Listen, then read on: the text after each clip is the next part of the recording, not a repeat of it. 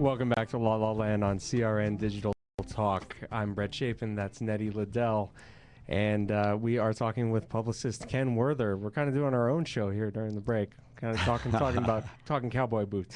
It's true. It's true. Yeah. Oh, yeah. He came in with the most amazing pair of cowboy boots. This man has style and class like you would never. But he's a publicist. That's what publicists has do. to. Yeah. So sweet of you to say, but That's Hollywood, babe. Let's tell the people the truth, which is I've been begging my friends to let me know when it's gone too far, so that I don't look like that goofy guy walking by at Starbucks and you go, that guy should not be wearing cowboy boots. That's my big fear. Anyway. No, it's not. No, East Coasters have a really good, sense of taste. And, you being from the East Coast, I know. Well, thank you. And thank you for coming out here and giving us lessons in taste. Wow. Well, thanks for having me. Guys, if you have any questions for Ken, go ahead and give us a call at 1-800-336-2225. And just to give you a little background on how we came to know Ken. Ken is somebody who I consider partially responsible for the success of our show because he goodness. was instrumental in getting us involved with Mackenzie Aston and the cast of Caught at the Zephyr Theater for our very first few shows. One of my favorite shows I've ever seen in my life. Yeah, it was a great show. I was so proud to be part of it. Absolutely. And Ken is the self-proclaimed reluctant publicist, so we're very glad to have him on the show. It's true. I've joked over the course of time that I thought it would be funny if I called my so-called company, which isn't that big a deal, it's just me, Reluctant Publicity and Promotion, because people would, think, what?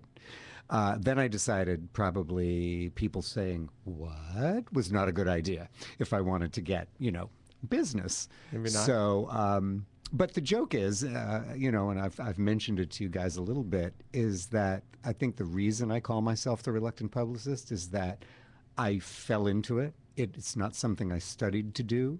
In fact, this is shocking to a lot of people. I do not have a college degree. I went to the University of Massachusetts at Amherst for 2 years and had a different major every single semester. First it was mass communications, then it was theater, then it was journalism, and I just couldn't figure out what the hey, So after a while I thought, it's a smart man. I'm wasting my dad's money, Yes. I guess I was one of those guys who really, when I was in high school and it was time to apply to college and everything, I knew even then that I didn't want to. But of course, I'm the oldest of three, and my dad wasn't having his oldest son not get a college degree. Right. Unfortunately, I didn't get one. But the point is, I didn't study to be a publicist. It kind of came to me, and it turned out I was good at it. So the reason I joke about being the reluctant publicist is that there are some parts of the business that are not particularly pretty or fun. And when I was younger and people misbehaved or treated me sort of badly, I thought I had to take it. But now, not so much. So, people need to be careful now, because when people start misbehaving, I just sort of start backing up. I just, and then I turn and I walk away. Oh, my God. You care less and less what people think as you get older, don't you? The big bad publicist. Yes. Yeah. You would think it would be a huge media group or something, but like yesterday I was at the Starbucks and I was writing my script, and next to me are two publicists, one publicist with his company, and then he's hiring on a new girl who's like 19. He's like, this is what we do. And I'm like, you're doing this here at the Starbucks? Oh my God. Like it's one person is like, Jennifer Aniston, wear that. Yes. Yeah. That's who you are, right? Yes. And it's interesting that you say that you had that experience, because through my career, I've worked at big agencies. I've worked at small agencies.